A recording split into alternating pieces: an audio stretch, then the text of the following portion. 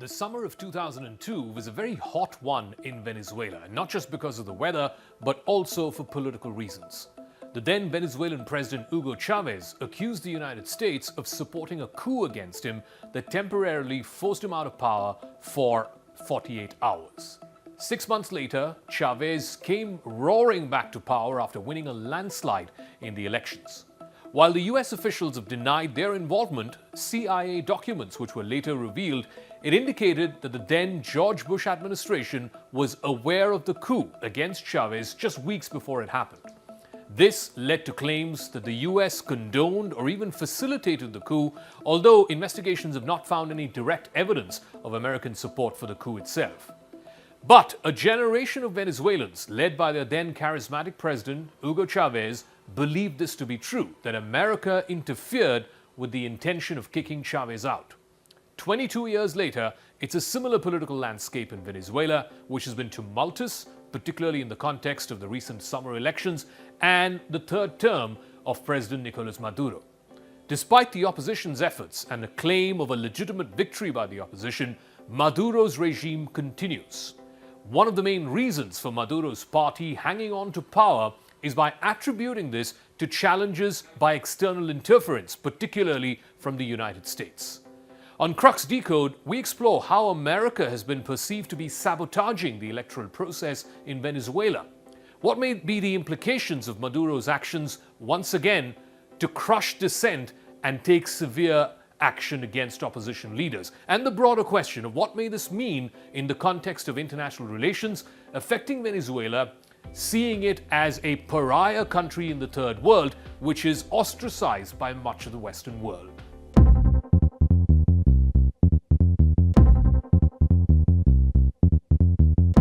The Venezuelan government has consistently accused the United States of meddling in its political affairs, following the controversial presidential election back in July of this year, when Nicolás Maduro was declared the winner for a third time.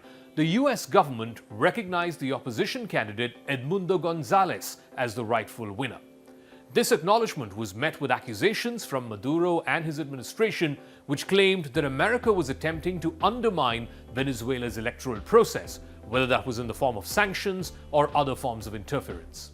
The Venezuelan government has portrayed the US sanctions as a direct attack on Venezuelan sovereignty, claiming that these measures are designed to destabilize the country and sabotage its elections.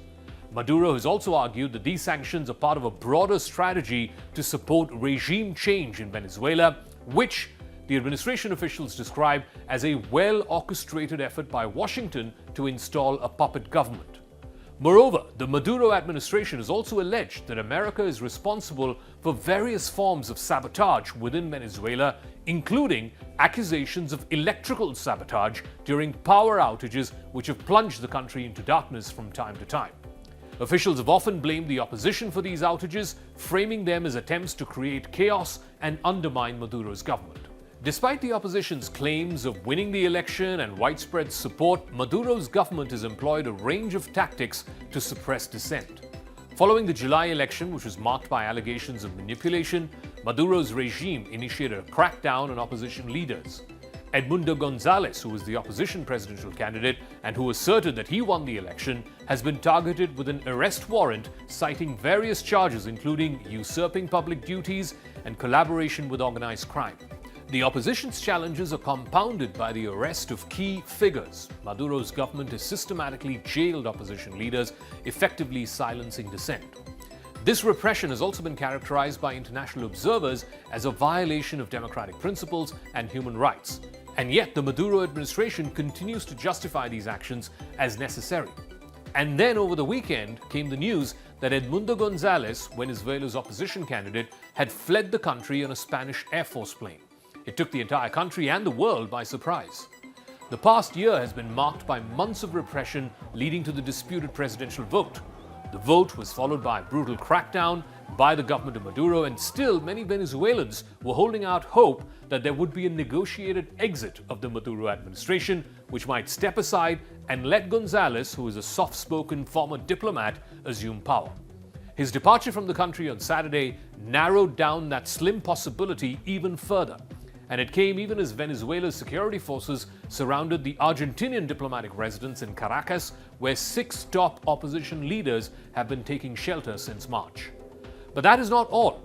On the other side of the spectrum, in a dramatic turn of events, there were reports last week which suggested the seizure of Nicolás Maduro's private plane in America. This has been interpreted as a symbolic act of defiance against America.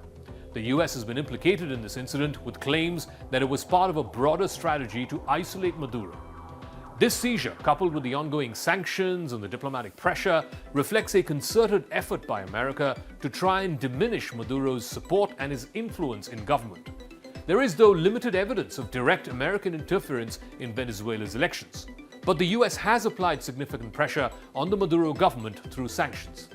In the past, the US has accused Maduro of profiting from illegal narcotics shipments. It's also imposed sanctions against his top officials like Diosdado Cabello, claiming that all of them are part of a systematic campaign of aggression. Back in 2019, something similar happened when the US and 50 other countries recognized the then opposition leader Juan Guaido as Venezuela's interim president after Maduro, again, the election of 2018 was deemed by the US and its allies as fraudulent. The US has since applied sanctions to pressure Maduro. The same thing has happened again now in 2024, with America and its partners recognizing Edmundo Gonzalez as the rightful winner of the election. The US has also indicted Maduro and other officials on narco-terrorism charges and offered rewards for their capture. 2 American mercenaries were captured during an unsuccessful 2020 invasion attempt. The international community is also divided over the situation in Venezuela.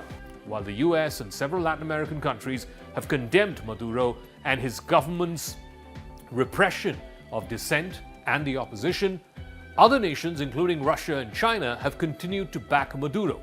This geopolitical divide, it complicates the situation even further as Maduro's government seeks to leverage support to try and counterbalance America's interference. The ongoing political crisis in Venezuela also has significant implications for regional stability. The US has expressed concerns over the potential for increased migration from Venezuela, even as the economic and political situation deteriorates. This migration poses challenges not just for Venezuela, but also for neighboring countries that are already grappling with their own economic issues.